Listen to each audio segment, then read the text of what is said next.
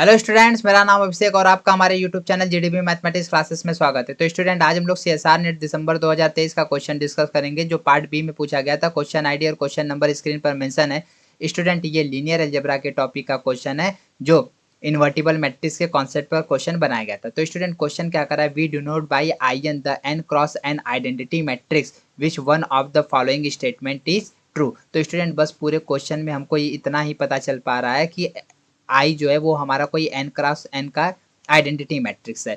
तो नीचे चारों ऑप्शन में से कौन सा ऑप्शन एक करेक्ट है ये हमको चेक करके बताना है। तो स्टूडेंट, पहला ऑप्शन ये करा है, if A is real 3x2 matrix and B is real 2x3 matrix such that B A equal to identity matrix of order 2x2 then A B equal to identity matrix of 3x3। तो student, पहले option का मतलब ये है कि ए हमारा कोई 3x2 का रियल मैट्रिक्स है और बी हमारा 2x3 का कोई रियल मैट्रिक्स है, जिसके लिए अगर मैट्रिक्स बी और ए का प्रोडक्ट आप करते हैं तो आपको आइडेंटिटी मैट्रिक्स मिलता है 2x2 का। तो क्या इस उसके लिए अगर आप ए बी का प्रोडक्ट करेंगे तो वो 3x3 का आइडेंटिटी मैट्रिक्स मिलेगा। तो स्टूडेंट, अब यहाँ पर ऑप्शन ए को पहले हम सॉल्व करते हैं। तो स्टूडेंट, ऑप्शन ए के लिए हम एक काउंटर ले लेते हैं।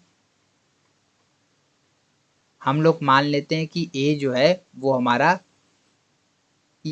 3x2 का कुछ इस टाइप का मैट्रिक्स है, 1 0 0 1 0 0। इसके पास 3 रोस हैं, 2 कॉलम्स हैं, ठीक है। और बी जो स्टूडेंट हम उसको ऐसे चॉइस कर ले रहे हैं, 1 0 0 0 1 0। अब स्टूडेंट यहाँ पर हम आप बी ए निकाल लीजिएगा, बी ए आपको स्टूडेंट यही में आएगा, ठीक है। हम यहाँ पर ए बी निकाल लेते हैं, ठीक है। अगर स्टूडेंट हम लोग ए बी निकालें तो ए बी हमारा क्या हो जाएगा, ए हमारा क्या है 1 0 0 1 0 0। और स्टूडेंट बी क्या है, वो है 1 0 0 0 1 0।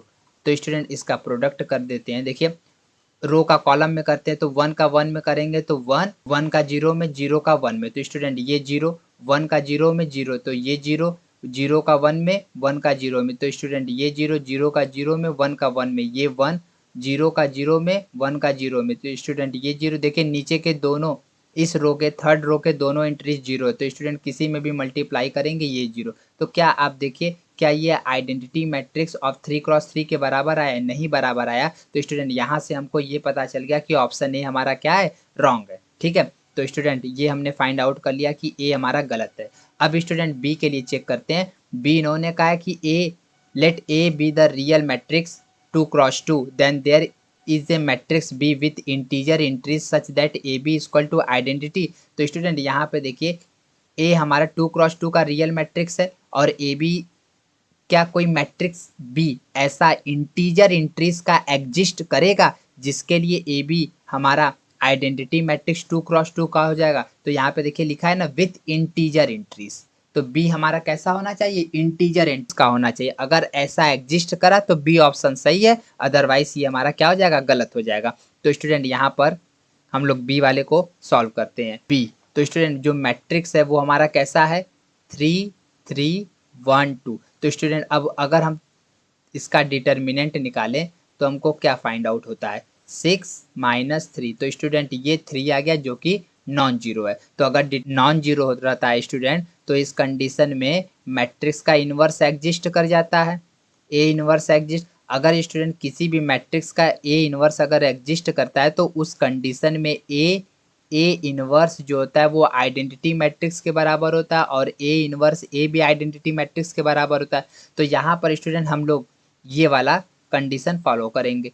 अगर स्टूडेंट ए इन्वर्स की जगह हम सपोज कर लीजिए बी मान लें, तो हमको क्या पता चलेगा कि बी जो होगा वो ए इन्वर्स के बराबर हो जाएगा, क्योंकि यहाँ पर ऑप्शन में देखिए A B equal to I two यहाँ पे बोले, तो बी की जगह हम ए इन्वर्स ले ले रहे हैं, ठीक है। तो अब स्टूडेंट, किसी भी मैट्रिक्स का इन्वर्स निकालने के लिए आप 12th में मैट्रिक्स वाले चैप्टर में आप पढ़ते हैं, इसका क्या होता है, 1 determinant of A adjoint of A. और आपको ये भी पता होगा कि जो मैट्रिक्स का एडजॉइन निकालते हैं उसमें क्या होता है, देखिए ए हमारा क्या है 3 2, डायगोनल में 3 2 है, तो इसको हम लोग इंटरचेंज कर देते हैं और जो नॉन डायगोनल के एंट्रीज होते हैं उसमें माइनस लगा देते हैं। तो स्टूडेंट, ये हमारा क्या बन जाएगा, 2 3 माइनस और डिटर्मिनेंट ए का वैल्यू कितना आया 3, तो स्टूडेंट 1/3 से अगर इसमें डिवाइड कर दें तो ये बन जाएगा 2/3 -1 -1/3 और स्टूडेंट ये हो जाएगा 1। ये मैट्रिक्स बी बना। तो स्टूडेंट क्या इस मैट्रिक्स के सारे इंट्रीज हमारे इंटीजर है, ये हमारा नॉन इंटीजर है, ये हमारा नॉन इंटीजर है। तो स्टूडेंट यहाँ से हमको ये पता चला कि ऑप्शन बी हमारा क्या है, गलत है। ठीक है, बी वाला ऑप्शन हमारा स्टूडेंट गलत है।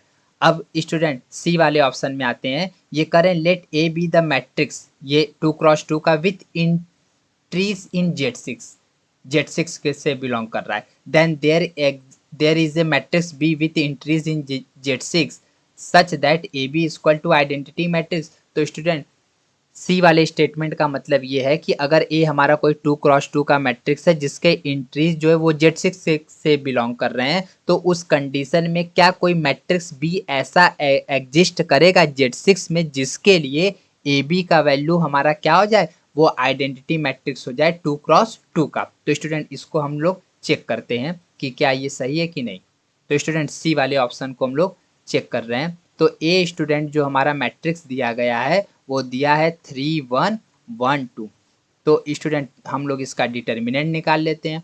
डिटर्मिनेंट निकालते हैं 6 -1। अब ध्यान दीजिए स्टूडेंट, यहाँ पर सबसे इंपॉर्टेंट पॉइंट कि जो मैट्रिक्स ए है वो हमारा 2x2 का, लेकिन उसके इंटीजर कहाँ से आ रहे हैं, इंट्रीज हमारे Z6 से आ रहे हैं। अब स्टूडेंट यहाँ पर जो Z6 के इंट्रीज होते हैं वो कैसे होते हैं, 0 1 2 3 4 5, यही इंट्रीज होगा, इसके अलावा और कोई इंट्रीज नहीं होगा। तो स्टूडेंट यहाँ पर डिटर्मिनेंट में देखिए 6 है, लेकिन आप Z6 के अंदर आपको 6 नहीं दिख रहा है। तो स्टूडेंट यहाँ पर अब ग्रुप थ्योरी में आप a is congruent to b modulo 6 कैसे पढ़ते हैं, a is congruent to b modulo 6। इसका मतलब क्या होता है स्टूडेंट कि आप C से A को डिवाइड करते हैं, जो रिमाइंडर बचता है वो हमारा B होता है। अगर आप सोचिए कि जब आप 6 से मॉड्यूल 6 से 6 को डिवाइड करेंगे तो उस केस में रिमाइंडर हमारा क्या हो जाएगा, 0। तो यहाँ पर इसका वैल्यू 0 -1 -1। ठीक है, तो स्टूडेंट यहाँ पे डिटर्मिनेंट A का वैल्यू हमारा क्या आ गया, -1, जो कि नॉट इक्वल टू 0। तो this implies that A inverse exist. अगर स्टूडेंट ए इनवर्स एग्जिस्ट करेगा तो सच दैट ए इनवर्स हमारा क्या हो जाएगा, आइडेंटिटी मैट्रिक्स हो जाएगा। और ए इनवर्स को अगर स्टूडेंट हम बी मान ले तो यहाँ पर A B equal to identity हो जाएगा। अब स्टूडेंट ये बी हमको फाइंड आउट करना है, तो यहाँ से तो हमको पता चल गया कि जो स्टूडेंट हमारा बी होगा वो हमारा ए इनवर्स ही होगा, और A inverse 1 upon determinant of A adjoint of matrix A. ठीक है, तो डिटर्मिनेंट ए का वैल्यू तो -1।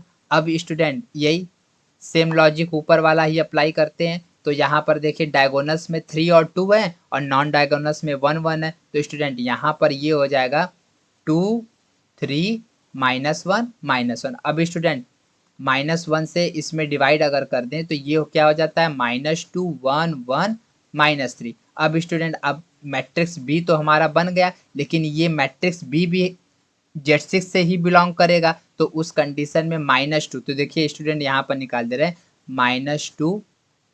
अगर आप मॉड्यूल 6 करते हैं तो इसमें कुछ करना नहीं रहता है, 6 में आप -2 प्लस कर दीजिए तो यहाँ पे 4 आ जाएगा।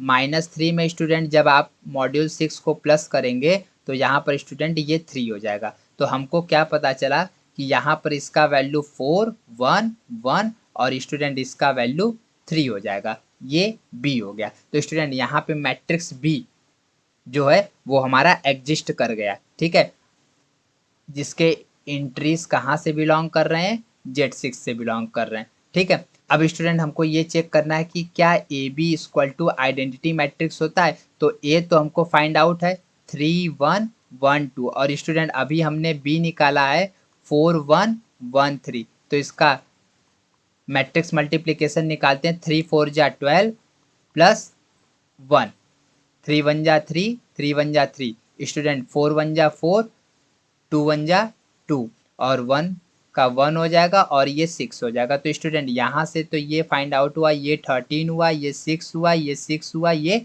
7 हुआ। अब स्टूडेंट Z6 के अंदर अगर इसका वैल्यू हम लोग निकालें तो देखिए 13 का जब मॉड्यूल 6 करते हैं तो यहाँ पर स्टूडेंट रिमाइंडर 1 हो जाएगा, 6 2 जा 12, 1 बच जाएगा। इसी तरह 7 का करेंगे तो स्टूडेंट यहाँ पर 1 आ जाएगा, ठीक है। और जब स्टूडेंट आप 6 का करते हैं तो 6 वाला तो अभी ऊपर हम करे थे, तो स्टूडेंट इसका वैल्यू क्या हो जाएगा, 0 हो जाएगा। तो यहाँ से स्टूडेंट हमको ये फाइंड आउट हुआ कि जो ये मैट्रिक्स बनेगा वो 1 0 0 1। तो यहाँ से तो क्लियर हो गया कि this implies that A B equal to identity, ये हमारा एग्जिस्ट करेगा और ऑप्शन सी हमारा क्या हो जाएगा स्टूडेंट, ट्रू हो जाएगा, ठीक है। तो यहाँ पर स्टूडेंट ऑप्शन सी हमारा स्टेटमेंट ट्रू है, ठीक। और डी में चेक करना है, if A is a real non zero diagonal matrix then there is a real matrix B such that A B equal to identity matrix of order 3x3। तो student ये कह रहे हैं कि अगर ए हमारा कोई non zero diagonal real matrix हो तो उसके लिए क्या कोई आपको ऐसा मैट्रिक्स बी एग्जिस्ट करेगा जिसके लिए ए बी का वैल्यू आइडेंटिटी मैट्रिक्स हो, वो भी 3x3 ऑर्डर में। तो स्टूडेंट इसके लिए हम लोग यहाँ पर एक काउंटर लेते हैं। मान लीजिए कि हमने स्टूडेंट यहाँ पर जो मैट्रिक्स ए था कुछ उसको इस टाइप का ले लिया, 1 0 0 0 0 0 0 0 0। तो ये नॉन जीरो डायगोनल मैट्रिक्स है क्योंकि डायगोनल्स के अलावा बाकी सारे एंट्रीज जीरो हैं, ठीक है। तो स्टूडेंट अगर आप इसका डिटर्मिनेंट निकालते हैं तो इसका स्टूडेंट डिटर्मिनेंट का वैल्यू क्या हो जाएगा, 0 हो जाएगा, ठीक है। और यहाँ पर उन्होंने कंडीशन दिया है कि A B equal to I3 exist कर रहा है। अगर स्टूडेंट आप सपोज करिए कि ये जो इन ऊपर स्टेटमेंट दिया है वो स्टेटमेंट ये हमारा ट्रू है, तो स्टूडेंट अगर वो स्टेटमेंट ट्रू होगा तो उसके लिए आपको कोई भी कंट्राडिक्शन नहीं मिलना चाहिए, ठीक है। तो अब अगर स्टूडेंट इसको इक्वेशन 1 मान लेते हैं और दोनों साइड हम डिटर्मिनेंट ले लें, डिटर्मिनेंट ऑफ I3, तो स्टूडेंट यहाँ पर हम लोग डिटर्मिनेंट वाला प्रॉपर्टी अप्लाई करेंगे, determinant A into determinant B equal to identity matrix का स्टूडेंट डिटर्मिनेंट का वैल्यू हमेशा कितना होता है, 1 होता है। और जो स्टूडेंट हमने मैट्रिक्स ए लिया है उसके लिए डिटर्मिनेंट उसका क्या रहा है, 0 0 into determinant of B equal to 1। तो स्टूडेंट यहाँ पर जो डिटर्मिनेंट का जो भी वैल्यू आएगा वो कोई ना कोई तो फाइनाइट वैल्यू ही होगा, ठीक है, कोई ना कोई तो फाइनाइट वैल्यू होगा, ठीक है। अब फाइनाइट वैल्यू में 0 से मल्टीप्लाई करेंगे, 0 इक्वल टू 1। तो स्टूडेंट देखिए क्या 0 इक्वल टू 1 ये कभी पॉसिबल है, ये पॉसिबल नहीं है। तो स्टूडेंट यहाँ से हमको उस नॉन जीरो रियल मैट्रिक्स के लिए एक कंट्राडिक्शन मिल गया। तो स्टूडेंट इसका मतलब ये हो गया कि जो ये स्टेटमेंट डी था ये भी हमारा क्या हो गया, गलत हो गया, ठीक है। तो स्टूडेंट इस क्वेश्चन का ऑप्शन सी हमारा क्या हो गया, करेक्ट आंसर हो गया। अगर स्टूडेंट आपको हमारे वीडियो का सॉल्यूशन अच्छा लगा तो प्लीज़ आप अपने दोस्तों को शेयर करिएगा। Thank you student for watching my video.